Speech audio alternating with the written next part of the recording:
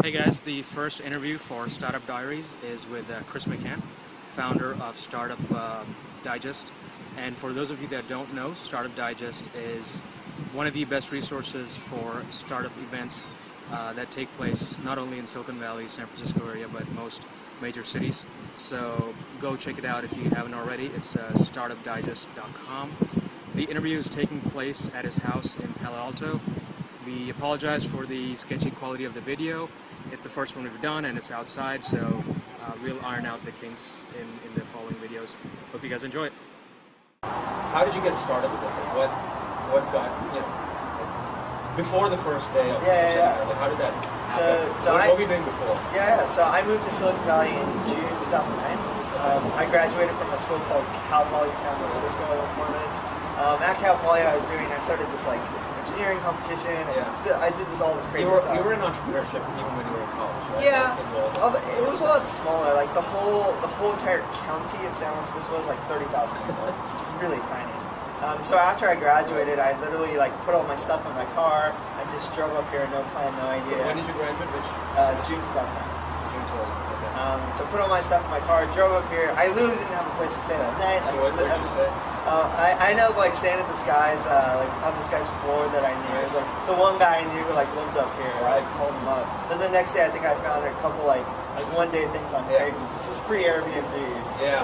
So there wasn't even anything to use for that. But when I first came here, I started going to a lot of these events and meetups and hackathons and stuff, just to kind of meet people, get connected. I just knew I didn't know anybody.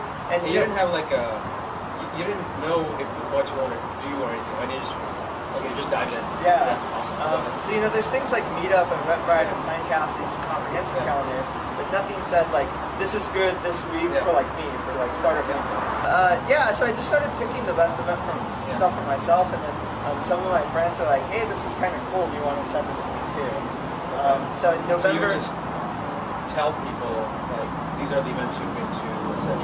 Yeah, in November 2009, we sent one email to 22 people. It was literally in Gmail. I was like, hey, here are some pretty cool things going on in Silicon Valley. And it was just literally a list of events.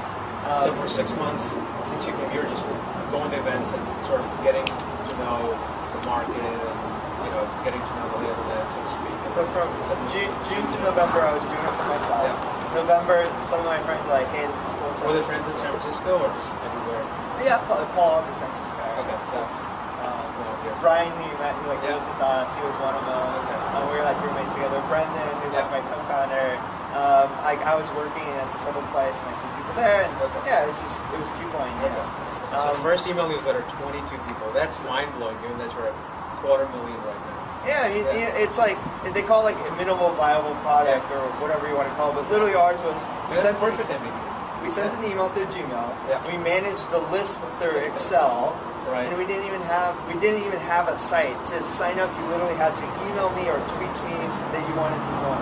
Awesome. That was the only way you could get on. And I guess you don't need any of that because people who really wanted it they probably did it. They found it. So this is where it really gets interesting. You guys sent the first email newsletter out to 22 people that you knew personally or you can ask them. And was that you knew it was going to be a weekly thing or monthly thing, or you just sent it? No, we didn't know. You just said these were the events. We just sent it. It seemed like weekly was good for events because you kind of plan your week with events. You don't want something every day, event related. So I don't know. We just kind of felt like weekly would be a good idea. Cool. And so then that was November of 2009. Yes. Did you send 4 in November 2009? No, we started mid-November, so I guess it'd be maybe 2. Okay. And then how did it grow from there? How did 22 become 250,000? I mean, it was just how kind of these things work. I think the first week it went from 22 to 44, and we were like, oh my god, doubled. Okay. And this is primarily... So these are the people that you sent to just must have forwarded it. Yeah. Okay. And then I was working at this place called Plug and Play Tech Center. It's kind of this incubator down in Sunnyvale. This is going to go long. Anyways. So a lot of people who were in the incubator, they kind of heard about it, and they would literally have to come up to the desk and be like, oh hey, can I get on this thing? And it kind of just naturally spread through the incubator. We were probably up to like a couple hundred, like not a lot of people. When? And then at the incubator? yeah, probably like a week or two after. And then the first like bigger thing we did is because we were featuring a lot of these events. Like I was actually going to the ones that were on the list. Like it wasn't just something I was writing about. I was actually attending these things. And because I was featuring these events, a lot of the organizers were like, hey, this is really cool, you're getting this distribution. Like, do you want to like just come up on stage and talk for like a minute about what Startup Digest was? So I would go to like SF. How did they know that people were coming through Startup Digest? I just kind of told them like, hey, we featured you on. Featured you guys. You didn't do any like stickers or anything for people to know from there? We didn't, 100%. That's not. Yeah, and like a lot of these guys, they just knew because I was going to these events. It's like, I don't know, the Silicon Valley is a very small place. I mean, once you start to meet people, it's tiny. But and people do want to help so that they can they want to pay forward because people help them. Yeah. So like I'd go to like events like SV Tech, SF Tech, like Hackers and Fighters and sort of stuff. And then at the events, at the end of it, I would just usually say like, oh hey, we started this thing called we call it the Startup Digest. The Startup Digest. Like we're just telling you about the best events in Silicon Valley. If you want to sign up,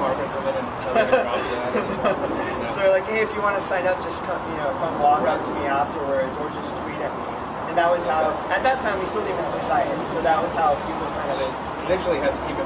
They had to come up to me at the event. Physically meet you, yeah. Or I had my Twitter handle, just tweet me and it puts me on the list. Right. But that was it. And from there I went from like probably like a couple hundred to like low like thousands. So how did you have it, I guess, January 2010? Like one month into it, 1.5 months? So before January we had, I don't know, like low thousands, maybe like 1,000 or something. Well, so November 2009, you guys were 22. Yeah. Before January, low thousands. Low thousands. Also, in the middle of that too, we started thinking back at it just quickly. We started also the first New York City Digest. Okay. And how that started was there was a guy actually where I was working named Carter Cleveland. He was doing a company called Artsy. We were just I know. We were friends, and he was kind of moving back to New York City around. He worked out of the incubator. Yeah. So he was moving back to New York City, and he's like, hey, like I saw what you do with Startup Digest. It's really freaking cool. Can I do this in New York City? Yeah. So I think in mid-December we had a like New York City launch. We like announced it in like the digest, and I was like, oh my god, we're doing New York City. So by that time we were doing 2. And the big turning point was in January. We actually ended up meeting a TechCrunch writer at one of the events. And this is when, sir? January 2010. Okay. So this is November, December, January. Oh, so 3 months, and that's pretty big. So that was the big turning point when TechCrunch wrote an article about us. That was like I think January 9th. A month and a half into existence, TC. That's good coverage. Yeah. Pretty solid. I mean, we had just for an event, we just saw what we were doing and all that. The funny thing is, I think in December that was when we like launched our website. It was literally like hard coded in HTML. We had just like Startup Digest in plain text. Right. And then we had just like one field where you could enter your email address. We literally didn't even like tell you what you were getting. It was just Startup Digest sign up. And then like in late December when TechCrunch was going to write an article about us, they said your website looks freaking terrible. Fix it before we write an article about you. So that's why it took from like late December to January to do it. So we got like a WordPress template and thesis, and then we used Wufoo for the sign up form. Awesome. It looked a little bit better, and then we got media temples or hosting, and then that's when TechCrunch wrote about us. And when TechCrunch wrote about us, we literally added like 3,000 or 5,000 people that day. It was really big for us. And then also on the actual digest itself, so we were publishing the SF area in New York City, and we had just a little SF area. And we just had a little thing on the sign up form. Hey, if you want to do a Startup Digest in New York City, apply. And we just had like your LinkedIn and why do you want to do it, or where do you want to do a Startup Digest and why do you want to do it. And then this just went to me. And then when TechCrunch heard about us, we literally had people people from all over the place wanted to do a Startup Digest. So that was like the big turning point. Right. Okay. And so 22 in mid-November 2009, 5,000 by end of January 2010. That's amazing. Yeah. So how do you? And so from there, I guess, did you do anything for marketing after the TechCrunch article, or was it pretty much word of mouth? You guys didn't really do anything. It's still even now we don't. Like the cool thing with events are they're inherently social. So if you go to an event and you say, "Oh hey, how'd you hear about this event?" Someone might say, "Oh, I signed up for Startup Digest." Hey, you're new to the area. Like, how do I find out about it? Like it's inherently a social thing. We do like small things, like in the sign up form itself, like at the end of the sign up process, you tweet about it. That was actually Heath Shaw's idea. He gave that to us. Is he an advisor? No, he used to kind of just help us out formally. But so yeah, he used to we did that little like social integration at the end of the sign up form. So you talked about growth basically because it's a product and it's successful for you. It's basically been through word of. Would you say 90% of it has been through word of mouth? And so you send it out, and then people have obviously liked it, and they forwarded it, and they tell people. And then you said there's a TechCrunch thing. Anything else that you can think of that helps? Those are the main ones. Like later on, so going from like 0 to 1,000, it kind of has to be organic. If you're forcing that, you probably have like a crappy product or something. Yeah, there's something wrong if you're forcing that. People kind of have to go out of their way. Like it has to look terrible. It has to feel terrible. It has to. That's hard. Yeah, and you guys didn't even have a site, and you still signed up 1,000 or whatever it was. Yeah. From like 1,000 to 10,000, like you're probably doing some like social stuff. You probably have a side. Yeah. Probably refer to you. It's probably a little easier. For you, what was it? The 1,000 to 10,000. What was the big driver? TechCrunch. And then it becomes different when you're going from like a couple like tens of thousands to hundreds of thousands to getting into like the that's a much different marketing question. So things that were kind of in that later range for us is we did a couple of big partnerships. So like we did one with I'll just give you an example. We did one with Inc. magazine.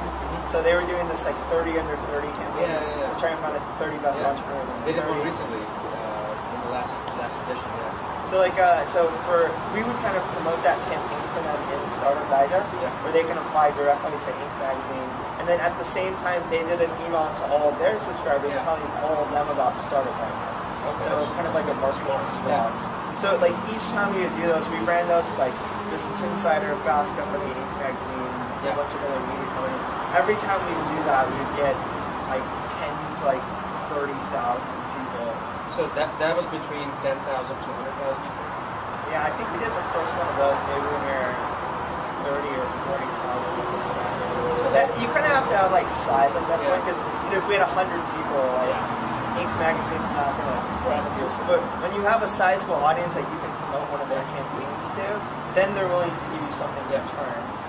But that only works much later down the road. When was this? It's even for the first one of those. Maybe like May or June last year, 2010. It took a little while. And you said you had about 30,000 people. Hey, those are big. Those are really big. How many? You said so you did Inc. What were the other ones? Inc. Business Insider, Fast Company. We kind of did one with the Coffee Foundation, though that was a little bit different. It's more like media-centric companies. And so that was summer of 2010.